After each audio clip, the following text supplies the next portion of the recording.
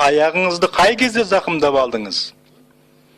Абайсызда аяғымды сындырып алдым. Сындырып алдыңыз ба? Я, сындырып алдым. Қатты ауыра ма? Я, қатты ауырады.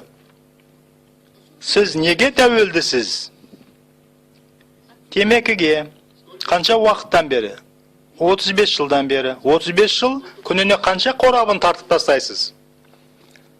2 қорабын. Күніне 2 қорабын деңіз. Бір айда қанша ақша жұмсайтыныңызды есептедіңіз бе? Ендігі жұмсаймыз қанша? Bir қорабы $3.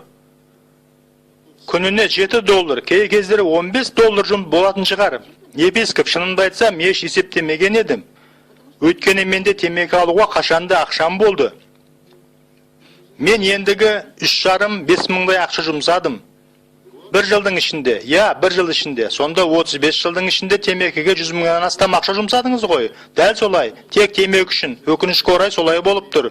Темекіден сізде қандай мәселелер пайда болды? Өкпемде мәселе болып тұр. Сіз енді қоюға әрекет жасағаныңызбен қоя алмадыңыз ғой. Ой, бәрінде байқап көрдім, түк шықпады. Қоя алмадыңыз ғой. Иә, адамдар айтқандай ерік күші керек екен, ал менің ерік күшім жетпеді. Темекіні иіскеп көріңіз. Бұл темекі ме? Я, темекі. Сауыққаннан кейін. Исаның атымен азат болыңыз. Көшеге шығып байқап көріңіз, тарта алар ма екенсіз. Қалай, тарта алдыңыз ба? Жоқ, болмады. Неліктен?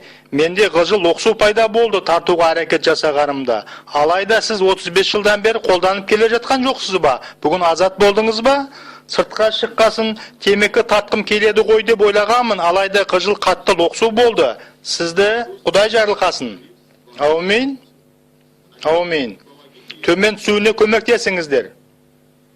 Тоқтай тұрыңыз, сеньора.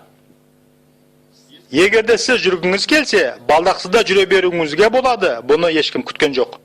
Егерде қаласаңыз, жүре беруіңізге болады. Бере салуыңызға болады қолыңыздағына. Мұнда келіңіз. Я, жүре беріңіз. Жүре беріңіз. Мұнда бұрылыңыз. Аяқтағы ауру қайда? Ауырмайды. 40 күн гипсте болдым. Сосын 45 күн гипссізбін қазір. Ал қазір? Қазір ауырмайды. Ауырмай ма? Жоқ, ауырмайды. Мәселе шешілді. Аумин. Тәуелділік кетті. Аумин. Құдай жарылқасын сізді.